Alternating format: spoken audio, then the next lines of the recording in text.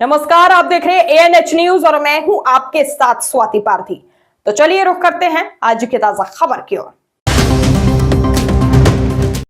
चलिए बड़ी खबर आपको बता दें, जहां जगत गुरु राम भद्राचार्य के एक बयान पर चल रहे विवाद पर राष्ट्रीय हिंदू शक्ति संगठन के प्रदेश अध्यक्ष राघवेंद्र भटनागर ने अपनी चुप्पी तोड़ी है। उन्होंने जगत गुरु राम भद्राचार्य के बयान का समर्थन किया है। कहा है कि जो उनके बयान का विरोध कर रहा है वह गलत है।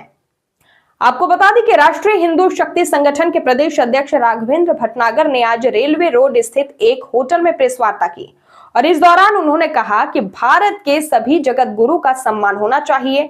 जब भी वह कोई बात या शब्द कहते हैं तो उस पर तीखा टिप्पणी नहीं होनी चाहिए।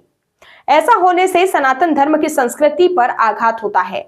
हाल ही में उनके वाइफ शब्द को लेकर विवाद किया जा रहा है, जो कि बिल्कुल गलत है। उनके शब्दों को गलत तरीके से पेश कर सनातन संस्कृति को आघात पहुंचाने की कोशिश की जा रही है, जिसे बर्दाश्त नहीं किया जाएगा।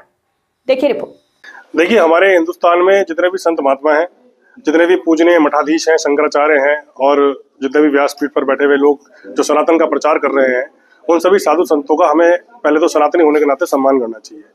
और यदि किसी संत ने अपनी व्यासपीठ पर बैठकर कोई वचन ऐसा कहा तो मुझे लगता है बहुत सोच समझ के कहा होगा और उसे घुमा फिराकर उसको इधर उधर कोई दूसरा मोड़ देकर उसका कोई गलत मतलब निकालकर अगर हम उसे समाज में पेश करें तो ये हमारे सनातनी होने पर दुष्प्रभाव डाल सकता है, सनातन पर दुष्प्रभाव डाल सकता है।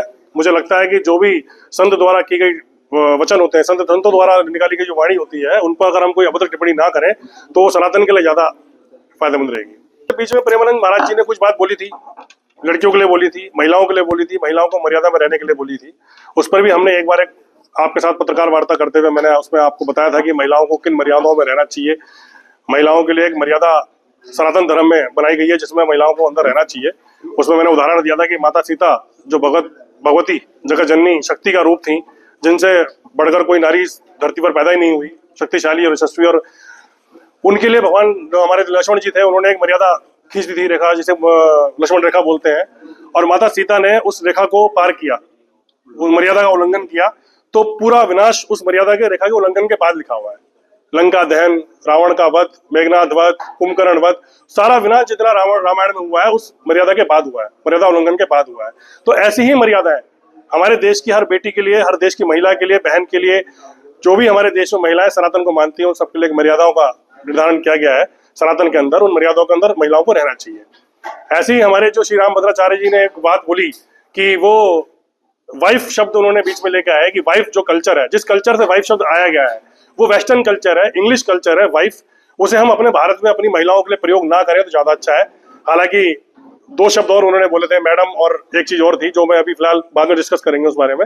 वो जो वाइफ शब्द था वो वेस्टर्न कल्चर से आया था, पश्चिमी सभ्यता उसे बोलते हैं। वो हमारे देश की सभ्यता ही नहीं है। वाइफ, अपनी पत्नी को वाइफ करके बुलाना, वो हमारे देश की सभ्यता नहीं है। हमारे यहाँ आज भी वाइफ श्रीमती लिखा जाता है।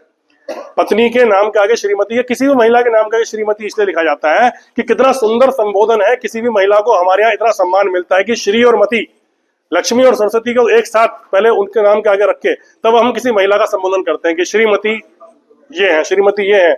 तो हमारे सनातन धर्म के अलावा किसी संस्कृति में, किसी रिचुअल्स में, किसी कल्चर में महिलाओं को श्रीमती के नाम से, जिसमें पहले श्री और मती दोनों, सरस्वती तो लक्ष्मी का पहले संबोधन हो फिर महिला के नाम का संबोधन हो, ऐसा किसी धर्म में, किसी संस्कृति में नहीं है। सिर्फ सनातन धर्म श्रीमती लिखकर पहले आदमी और महिला का नाम देता है। कितना सम्मान हमारे सनातन धर्म में महिलाओं को मिलता है। हम उसके बावजूद भी अगर अपनी धर्मपत्नी को, बहन को, किसी को भी जो जो ब्याहता हो गई, जिसका विवाह हो गया, उसे वाइफ बोले तो कितने शर्म की बात है। सनातन संस्कृति को शर्मसार करते हैं हम। हमारे अपने पत्नी बोलना चाहिए, धर्म पत्नी बोलना चाहिए। हमने धर्मानुसार अपनी पत्नी का विवाह किया है, 7 वचनों में हमने अपनी पत्नी को बनाया है। अर्धांगिनी हम उसे बोल सकते हैं, अपनी भार्या हम उसे बोल सकते हैं।